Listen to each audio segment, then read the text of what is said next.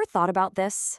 What if you could tell a country's whole modern history? I mean, all of it. The triumphs, the anxieties, the identity crises, just by looking at what people were drinking. Well, today, that's exactly what we're going to do. We are uncorking 80 years of Britain, one bottle at a time. And this quote right here, it pretty much says it all. In Britain, we are what we drink. I mean, that's the big idea we're diving into today. The theory that Britain's national story, its ambitions, its anxieties, its whole changing identity, you can literally track it through the drinks it loved, and, well, the ones that eventually left behind. So we're going to go on a journey from, the kind of stuffy relics of the empire all the way to the pretty paradoxical cocktails of the Brexit era. Every single bottle tells a story. And what you're going to see is how a nation's changing tastes, they're like a perfect, revealing mirror to what's really going on in society. All right, first up, our story kicks off right after the war with a real classic spirit, one whose fate was, let's just say, completely tied to the ghost of the British Empire. So, the gin and tonic. Its journey is honestly a perfect map of Britain's post-war identity crisis. I mean, back in its heyday, this was the drink of the British Empire, right? You'd find it in every officers' club from here to, well, everywhere. But then, as the empire started to crumble and all those administrators came home, the G&T's reputation, it just collapsed right along with it. And I mean, it really fell far. This quote just nails it.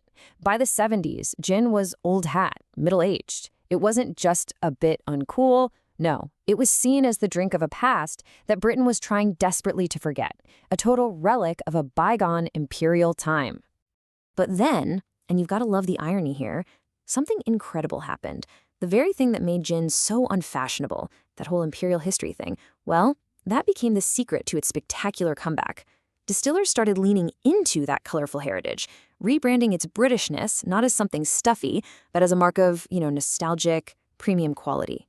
Okay, so this revival of a classic drink, it really sets the stage for the next big era.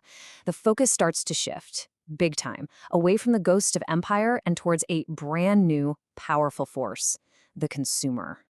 Okay, picture this. It's 1953.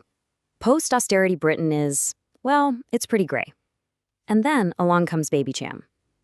It was basically a revolution in a tiny bottle. It was this sparkling, aspirational drink that just broke all the rules because it was marketed directly, and I mean squarely, at women. It promised a taste of glamour they could actually afford. And just look at that number. Seriously, 144,000 bottles per hour. At its peak, that's what the factory was churning out. I mean, that's just staggering. This wasn't just a drink, you see. It was a full-blown cultural phenomenon. It was basically the birth announcement for modern American-style consumerism in Britain. Okay, now let's fast forward about 40 years, and wow, the contrast it's stark. On one side, you have Baby Cham, which sold this dream of innocent sophistication, but the marketing playbook of the 90s, it had totally flipped.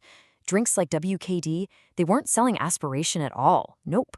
They were selling attitude, rebellion, and this kind of knowing wink to a much, much younger and, frankly, more cynical audience. And that, of course, brings us to the Alcopop. This was a whole new breed of drink. I mean, it was basically engineered to appeal to teenage taste buds, kids who were more used to fizzy pop than a pint of beer. It was often called a gateway drink, and its marketing was aggressive, subversive, and you know what? Hugely successful. So this massive shift in marketing, it really sets the stage perfectly for our next chapter, a time when drinking trends start to reflect the really seismic political and cultural changes happening in the late 20th century. And first up, we have to talk about the icon of the 1980s, the yuppie, the young urban professional. This was the era of deregulation, privatization, and a brand new, really aggressive form of capitalism. It was all about making money and, more importantly, showing it off. And honestly, nothing captured that spirit better than the Beaujolais Nouveau race. It was this bizarre, totally frenetic contest to see who could get the first bottles of, well, let's be honest, a pretty mediocre young wine back to London first. The crazy part is, it wasn't about the wine at all. It was about the race, the competition, the sheer excess of it all. It really was the perfect drink for what the comedian Harry Enfield so brilliantly satirized as the loads of money economy. A time of just brash consumption where the race to get more and get it faster than anyone else was literally everything. Okay, let's leap forward again in time. Now we find a Britain that's pretty much split right down the middle by a single, huge political question. And this division? It led to a truly bizarre paradox, one that was perfectly, and I mean perfectly, reflected in what the nation was drinking. And that date, of course, is June 23rd, 2016, the day of the Brexit referendum, a moment that completely redefined Britain's relationship with all of its neighbors. But here's where it gets weird. Look what happened next. The consumption of Prosecco, the cheap, cheerful, and very European sparkling wine, it just exploded. Britain became its biggest market in the entire world, drinking something like a third of the whole global supply. A third! And so here it is, the magnificent irony. The drink of post-Brexit Britain, fueled by all that Prosecco, became the Aperol Spritz, a bright orange, completely unapologetically European drink. The nation that voted to take back control went and fell completely in love with a drink that tasted like the very world it had just voted to leave behind. You can't make this stuff up. So, after this whole journey through Britain's bars and living rooms, what have we actually seen? What have we learned? And maybe more importantly, what does it tell us about what's coming next? Well, let's recap. We've seen how gin's story perfectly mirrors the rise and fall of imperial pride.